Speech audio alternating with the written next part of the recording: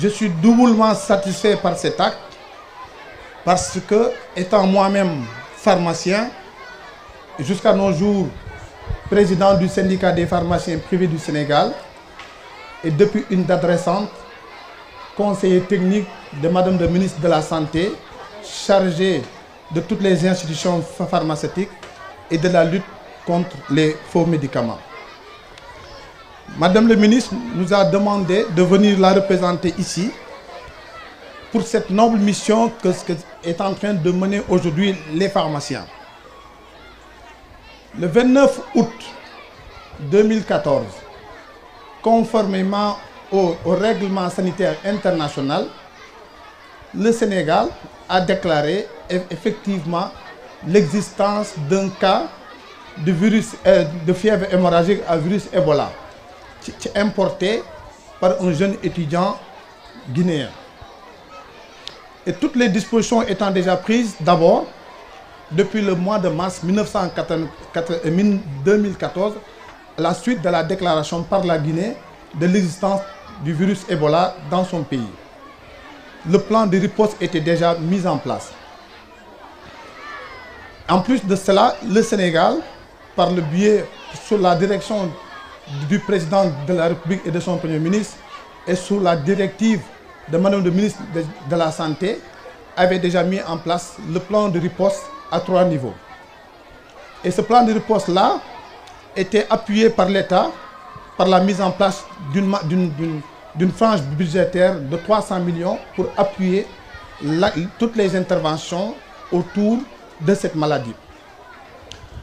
Mis à part cette frange budgétaire, le Sénégal a été beaucoup appuyé au plan technique et au plan matériel par des organisations internationales, en tout cas par toutes les instances internationales. Ce qui nous a permis, à partir de toutes ces interventions, de juguler le mal. Mieux, les 74 cas contacts qui ont été constatés avoir été en contact avec le jeune Guinéen ont été suivis conformément aux dispositions et règlements internationaux. Et pendant 21 jours, tous ces cas ont été suivis. Et au terme, tous les cas ont été déclarés négatifs. N'empêche, le Sénégal a continué pour 21 autres jours à suivre tous ces cas. Ce qui fait 42 jours. Le 9 octobre 2014, c'était la fin, en tout cas, de ce suivi rapproché des cas suspects. Et le Sénégal a été déclaré aujourd'hui pays non endémique. Cependant, et c'est ce que nous demande le ministre de la Santé de faire comprendre à toutes les populations, certes, le Sénégal n'est plus en zone endémique, mais le virus Ebola n'est pas disparu, en tout cas, de la sphère africaine, et notamment de nos pays les plus rapprochés. C'est le lieu pour elle et pour toute la communauté internationale de rester vigilant. Il m'est particulièrement agréable d'honorer de ma présence cette cérémonie symbolique et solennelle. D'abord parce qu'elle se passe à Derklé, la commune de tous les défis, mais de tous les audaces aussi. Ensuite, parce que cette cérémonie est la consécration d'efforts et de sacrifices d'hommes et de femmes pharmaciens regroupés au sein d'une entité dénommée Club des actionnaires Diopharm, qui veut faire la pharmacie autrement. En décidant de remettre ce lot de matériel aux élèves du groupe scolaire Ibrahim Seck, vous avez voulu, conformément aux statuts et textes qui régissent votre association, traduire la solidarité, l'entraide, mais aussi contribuer à cet effort de prévention, de sensibilisation et d'information de l'État contre la maladie Ebola. Cette vision ou cette action de portée sociale qui traduit la solidarité recoupe parfaitement la vision de la commune de Dieuppeul-Derklé car comme le précise le Code général des collectivités locales, la mission essentielle de notre communauté est de contribuer à assurer le bien-être des populations. À ce titre, il me plaît de remercier, de féliciter et d'encourager le ministère de l'Action sociale et de la Santé pour les initiatives et les mesures prises de façon globale pour la santé et l'hygiène, mais particulièrement contre cette fièvre à virus Ebola.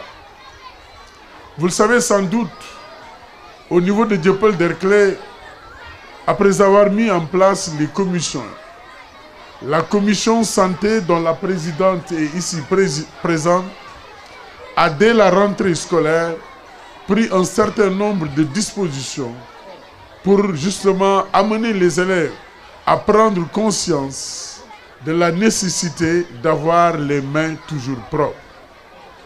C'est vrai que l'école est un lieu d'apprentissage. C'est vrai que les maîtres, dans leurs cours, contribuent à la conscientisation des élèves par des leçons d'observation.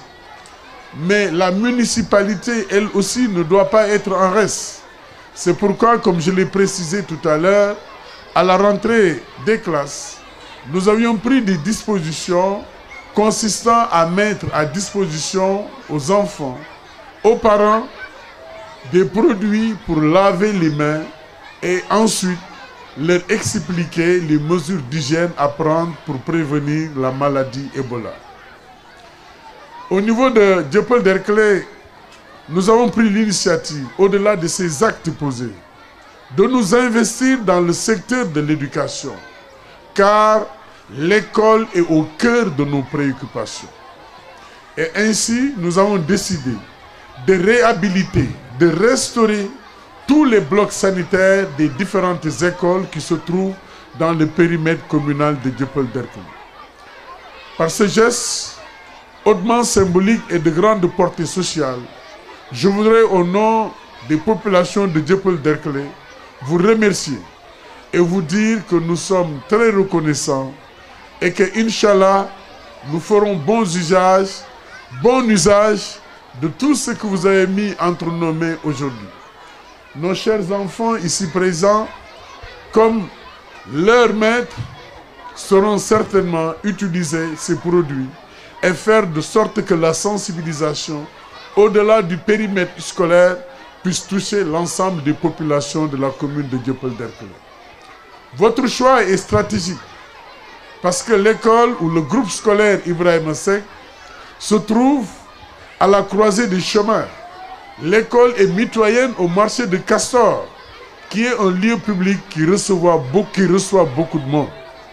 Et c'est pourquoi je tenais, au nom des populations de Dieuppeul-Derklé, à vous remercier, à vous encourager et à vous dire toute notre reconnaissance pour cet élan de solidarité, d'entraide en faveur et pour le bien-être des populations de notre commune. Que Dieu bénisse votre association.